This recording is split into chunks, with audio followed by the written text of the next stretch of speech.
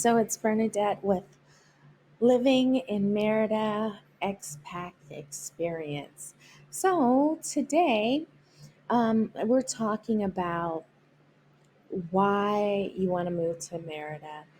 So you've decided to move to Merida. Now what? What do you do next? What do you do next? And how do you get from where you are to Merida? Those are like some really good questions, and hopefully today you'll get some answers so you can start your journey towards moving to Merida. So, a lot of people make the decision to come to Merida for so many reasons, including the fact that the weather is like perfect year round. I mean, it's like a paradise, it's always warm. However, if you're used to like the four seasons, it could be a big adjustment for you. A lot of people I know, when they come here, they're like extremely hot and it's warm. I mean, it's like in the 80s or 90s year round, so it's warm. During the winter, around January, I think it is, we might get a couple weeks of cooler weather down into like the 60s. And people say, oh, that's so good. That's perfect weather, which, yes, it can be if you're used to that. But not only that, you've got to remember, like here, it does feel cold when it hits like the 60s or 60s, yeah, 70s too sometimes. It feels cold because it is warm year round. And with it being warm year round, when it hits like those 60, 65-degree weather, which, like I said, it's only like a few weeks out of the year that it actually really does that. You feel really cold because there's no heat down here, like in your home. In your homes, you have AC, but you don't have a heating system. So, yeah, you might be a little cold for um, a few weeks. But anyway, so a lot of people like to move because of the warmth. Then you have a lot of people, like I was saying earlier, who are just kind of like, oh no, it's warm. It's warm. Um, Instead of complaining about it, you're moving to a warm environment. Just let your body adjust. It will adjust. It really will. Um, a lot of people also move down here because of the affordability. So we'll talk about that. We're going to talk about that more later on. Another video that we'll do about moving to Merida. But it is affordable. Is it like dirt cheap? No, but it is affordable. You can stretch your dollar or your Canadian money or wherever you're coming from. You can stretch your dollar a little more um, here. You can. But in the same instance, even though it is affordable, it's not cheap. And the reason it's not cheap is because a lot of people are moving here and that is bumping up the prices. So, where it had been kind of cheap at one point, um, it's not that anymore, but it is still affordable. Um, Groceries, things like that are still affordable.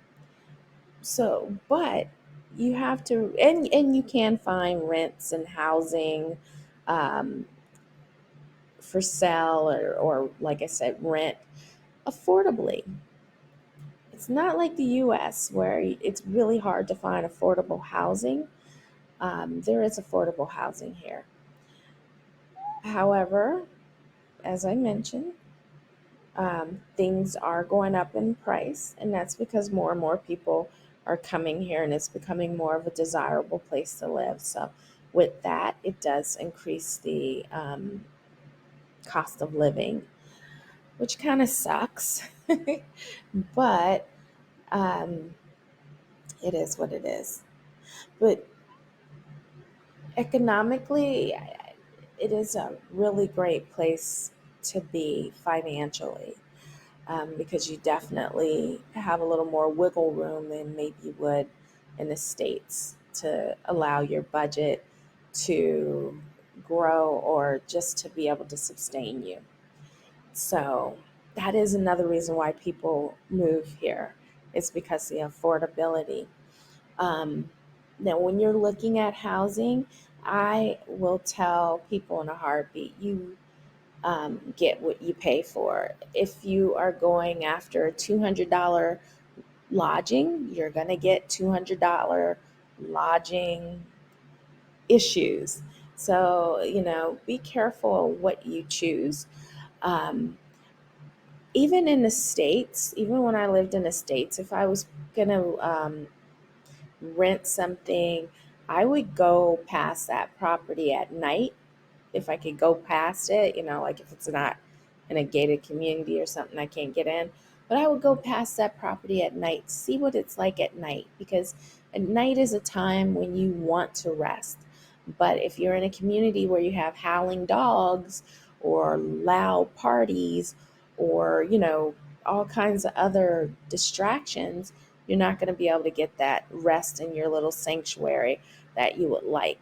So, it's really advisable to take a look at your property that you're considering at night. Also, you want to see how safe it is. And you can see all that a lot of times at night. So, that's one thing I would suggest. Um, Definitely, when you are purchased or coming down to Merida to get your home, you're coming down here to get a place to live, make sure you actually go and see the place. Don't just rent it sight unseen unless you actually trust the person that's working for you, your realtor. So I say that because, yes, I have rented some places sight unseen in the United States. Um, I knew kind of what I was getting into to a certain degree. Um, Mexico, I would definitely go and see the place. Now, the place that I live in here, I did get that sight unseen, but I actually trusted my uh, realtor. I trusted him very much so. We had built up a rapport with one another that he knew what I was looking for. He knew what my qualifications for stuff was. And he listened. He took the time out. He listened to my needs, which is really important because I have seen some realtors that do not listen to what your needs are, what it is that you want. I mean, I was watching, I don't know, one of those real estate programs recently, and the realtor did not listen to what the clientele asked for. So that's really important. You want to make sure that you get someone that is going to listen to what your needs are. And so I can say my realtor did do that. My realtor listened to me. We had several conversations on the phone. We had a lot of dialogue through WhatsApp. And that's another thing. When you move down here, you want to make sure you download WhatsApp onto your phone. It's going to be a lifesaver. But anyhow, he listened to me. So when I did come to look and he came to pick me up, he took me where I asked to go. I had made a reservation to go visit the community that I live in, and he took the time out. The other realtors that are associated with my community took the time out, and they made sure I was able to see everything that I wanted to see and needed to see. I did not see my property at that time. I saw a different property, but then when I got home, he found the property that I'm in, and then we went about the negotiation phase. He actually went and looked at the property for me. I think whenever you go and look at a property, you want to make sure that you smell the air, because you want to make sure you're not getting a place that has a leak problem or mildew or anything like that. So he was able to do all of that for me. I told him what I needed him to go and look for, and he came into the unit and he did that. And he took video and he talked to me throughout the video as to this is what's going on here. This is, all of, and it was just really wonderful. So when I did come and I signed my contract, and we'll have a whole video on that at another time. But when I came down, I signed my contract. It was just a really good experience.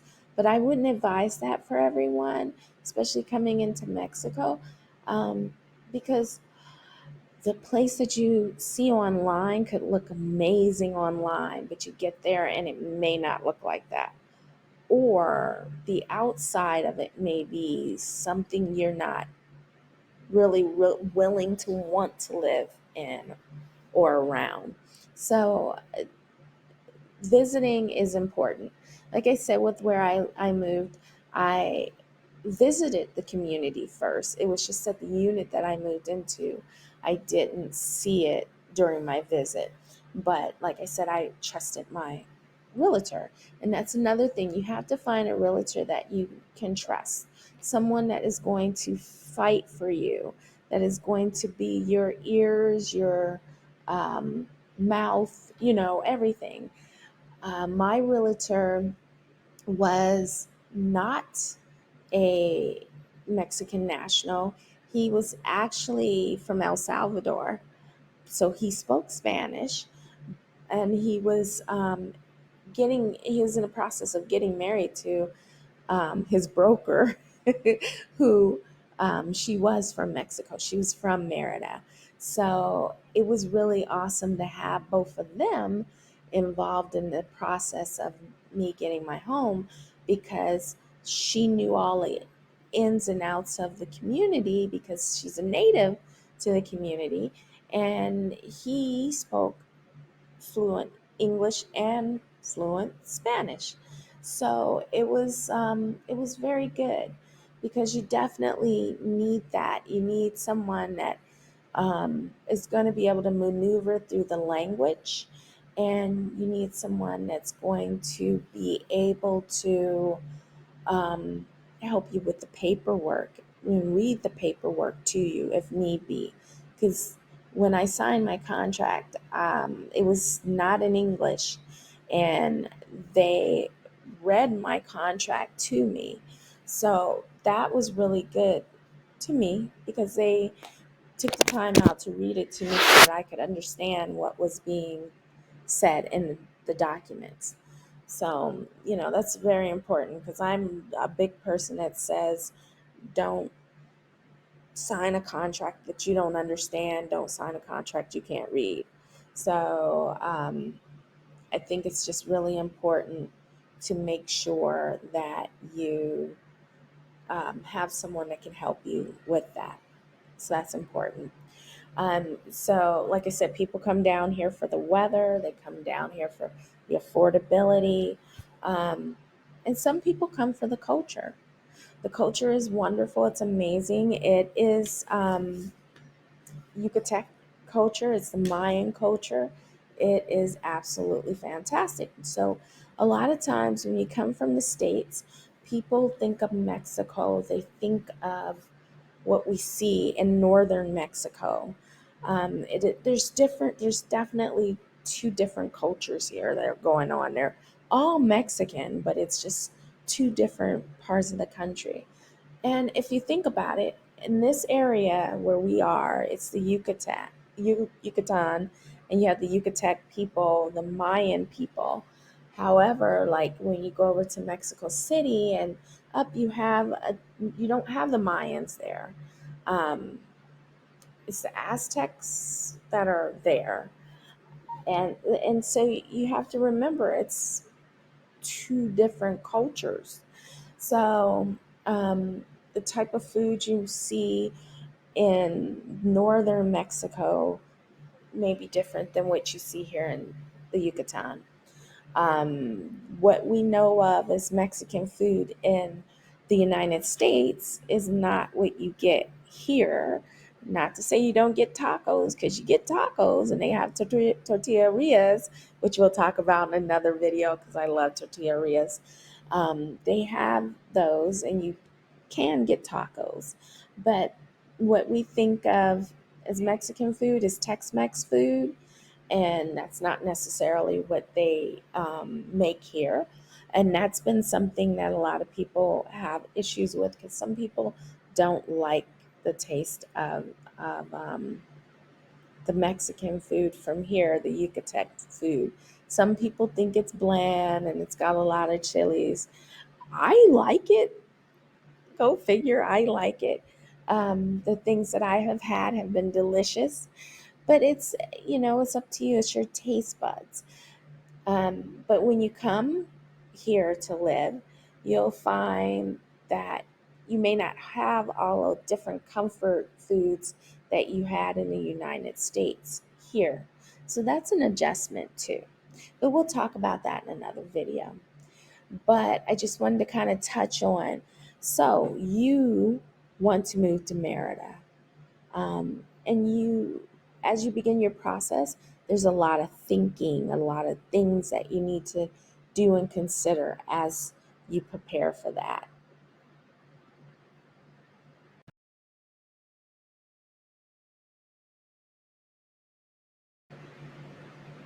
Hey, so research, research, research.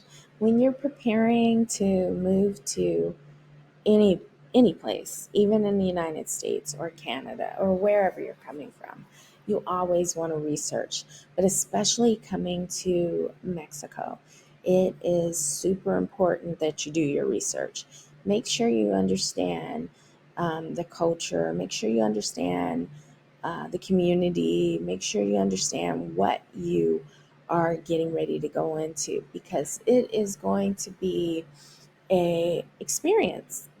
It's going to be a wonderful experience. However, a lot of people go through um, an adjustment period, because that's what it is. You're adjusting to life outside of the country that you call home, and you're in a new country, that's your adopted new country, that you now are making your home. So it's an adjustment. It's an adjustment food wise, people, language, even housing. It's an adjustment. So, my suggestion to you is to research, research, research. When I made the decision to move here, my family and I did a lot of research on the area. And I think we watched every video that we possibly could on Merida until there was no more videos to watch. Um, and it still didn't do the justice to it as um, actually, coming down. So I do suggest, though, you do a lot of research. Make sure that this is the right move for you, because it may not be, but it could be. But what you have to do is do your research. So research, research, research.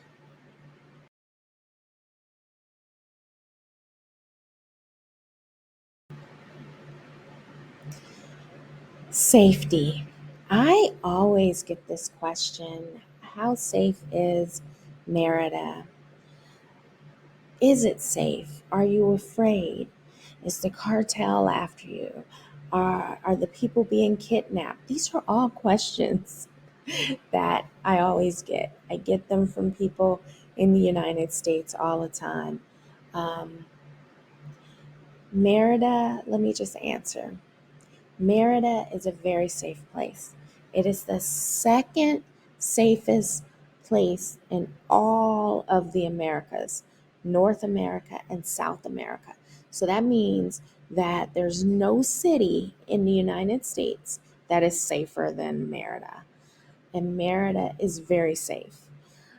It is number 17 in safest cities in the world. Merida is safe. Now, would I leave my front door unlocked or wide open? No, of course not. And I live in a community with a gate and a guard.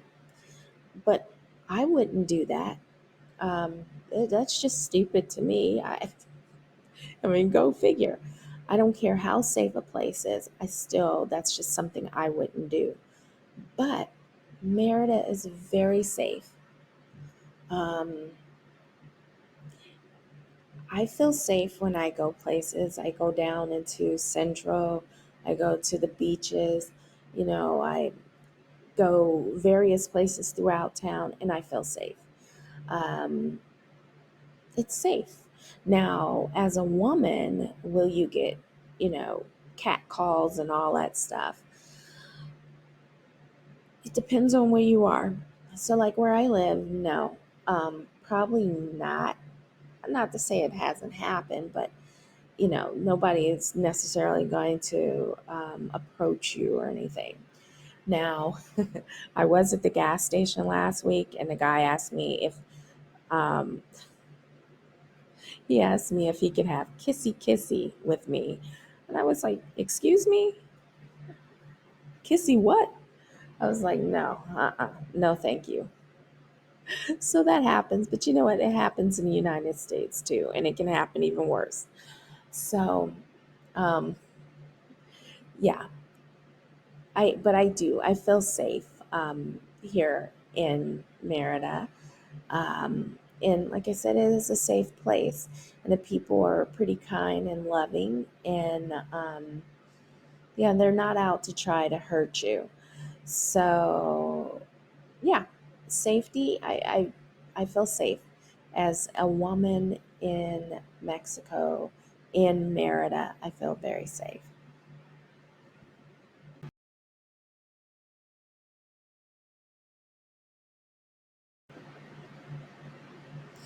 All right, so let me tell you a little bit about my story. So I've been here for almost 2 years.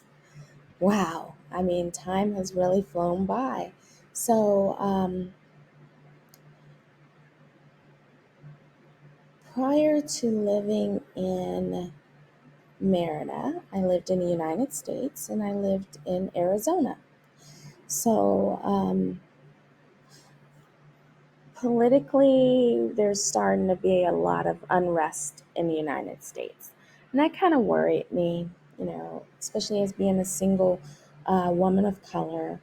It really worried and concerned me. And I wanted to feel safe. I wanted to feel like I was in my home and I would be safe. I wanted to feel like if I walked out my door and went to the store, that I would return home to my family, that I wouldn't be stopped by a police person and killed just because I was driving a car and being black.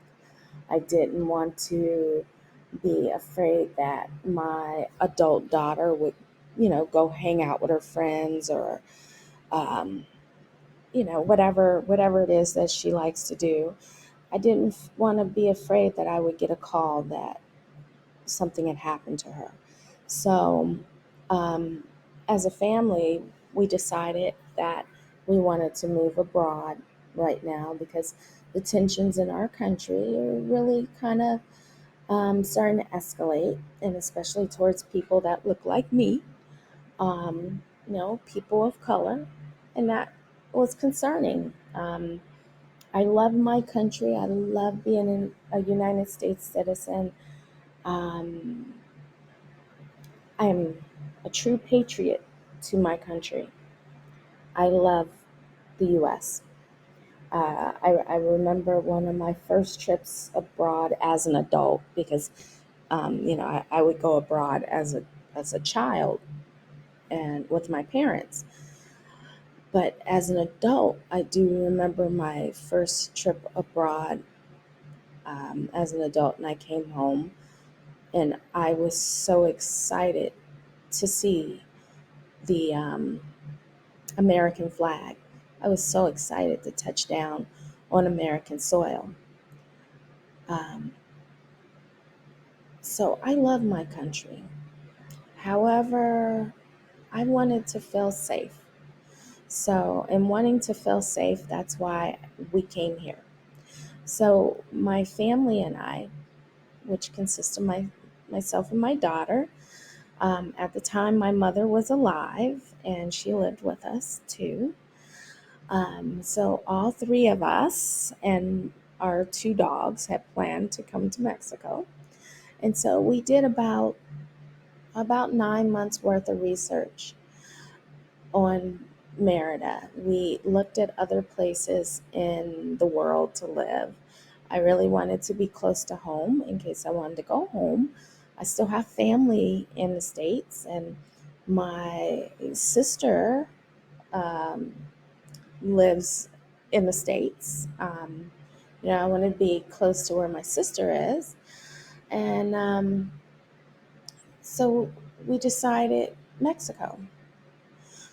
And I wanted to go to Rocky Point, which is on the west coast of Mexico, and it's about 5 hours away from Phoenix, Arizona.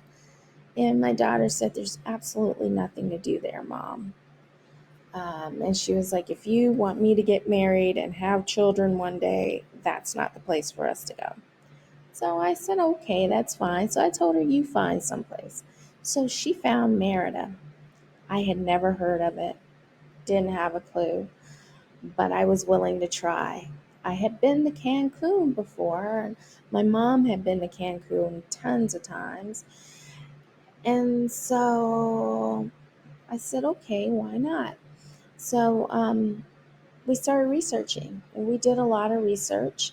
My daughter and I came down on several trips together to check it out. And honestly, when I first got here, and um, when I first got here, we were supposed to rent a car, but it was during COVID, and our airplane got in a little late. And curfew, they were having a curfew during that time period, and Um, curfew was like at 10 o'clock at night. We got in around 10 o'clock.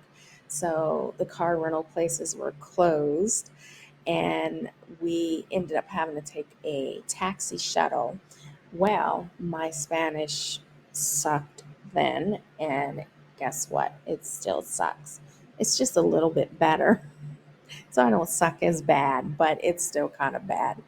But anyway, you know what? I speak broken Spanish, bueno, perfecto, in broken Spanish. But anyway, my my daughter and I purchased the tickets for the taxi shuttle. So they gave me my receipt, and they took the other receipt, and we went and we boarded the shuttle. For 3 hours, we rode around the entire city of Merida for 3 hours. I kid you not. And towards the end of the ride, we're over near City Center, and the shuttle guy goes, "Where are you supposed to get off?" And we're like, "At the Hyatt Regency." He was like, "I don't have a ticket for that." So they forgot to give the taxi shuttle people forgot to give the taxi guy our ticket. So if you take a taxi from the airport, make sure they give, and you take like the shuttles with a bunch of people on them, make sure that they give the guy your ticket. So luckily I had the receipt. So he called it in, and he went about going ahead to take us to the hotel. But we were in this taxi for 3 hours. We rode around the whole town, okay? And I did not like what I saw. Honestly, I didn't like it. I really didn't. So we got to the hotel and we stayed at the Regency because when I'm abroad, I prefer to stay at Regency. I might stay at an Airbnb in the States, but if I don't know the country that I'm going to, I stay in a hotel. So we stayed, but it's up to you. A lot of people don't like to do that because they want a cheaper way of staying, but I mean, whatever. That's on you. I know what I like. I do what I like. I'm going to do what I do. So anyway, we stayed at a hotel. We got to the hotel, and mind you, we had been flying all day. We hadn't even eaten. So by the time we got to the hotel, it was like 1, 2 o'clock in the morning. Oh my gosh, we were exhausted and hungry. So, staying at a Hyatt Regency works really great for me because they have room service. So, we got room service, we ate, then we went to sleep. After we did that, all was well. So, the next day we got up and we went out and we ventured around and saw town. I still didn't like it. The streets were broken. The pavement was uneven. I didn't like it. We stayed in Central. I didn't like it. I didn't like it. My eyes weren't adjusted to the community. I couldn't see past the fact that there were some dilapidated buildings going on. I couldn't see past that. So I didn't like it. But the next day, the realtor came out and he picked us up, and I got to see more of the city. And I was like, wow. And I began to kind of like it. So then we went and we explored the city ourselves. And I was like, well, maybe I do like it. So it took a little while. It wasn't an instant, yay, Merida for me. It really wasn't. But I, I eventually started to like it. So anyway, we came back. We went back to the States, and then we came again. When we came again, we rented our home, which we're still in that same home. So we rented our home, and we just kind of prepared ourselves for living in Merida. And then we went home to the States, and then we made another trip. And the next trip, we went to get our appliances.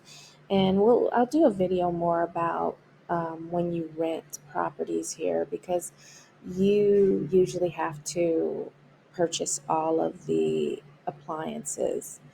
Maybe you don't have to purchase a stove, but everything else you usually have to purchase.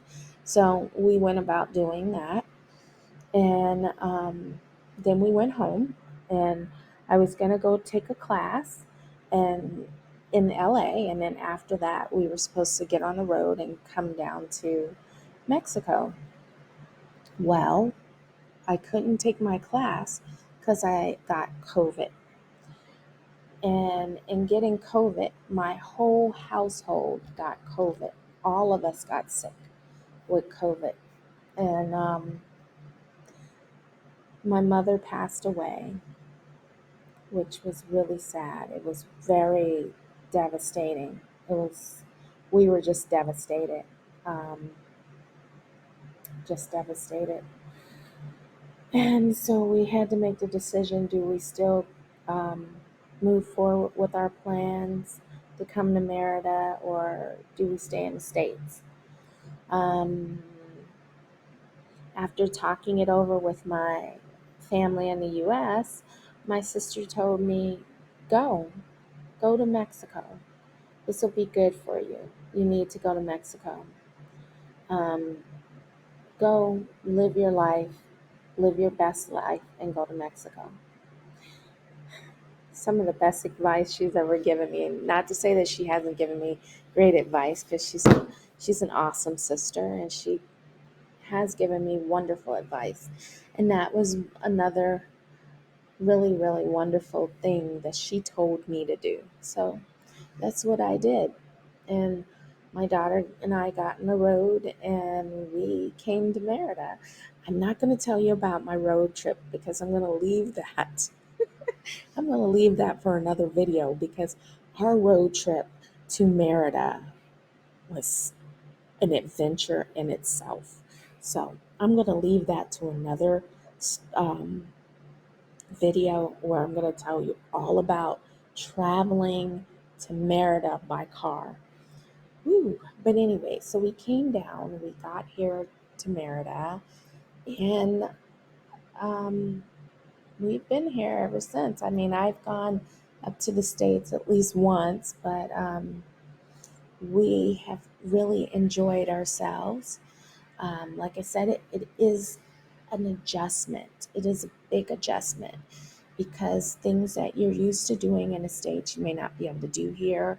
Things that you're accustomed to eating, or skincare items, or as a Black woman, if you wear your hair a certain way, there are chemical products that you may not have access to readily like you would in the States.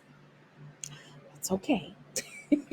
But there are tons of different ways to maintain, to change the way of, or not to change, but well, in a sense, kind of um, to change your perspective on how or what you have been accustomed to, so that you can try something new. Maybe that's what I'm trying to say. We're going to try something new.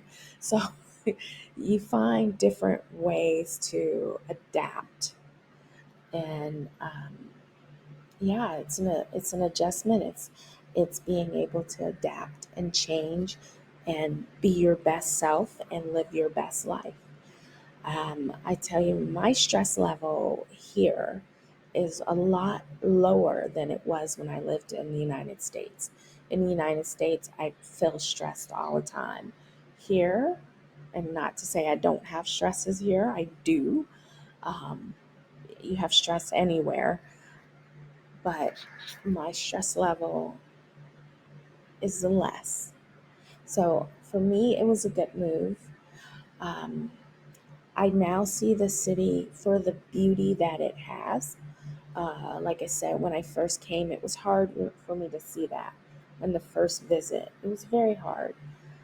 But I see the beauty of the city, and it is a beautiful place to be.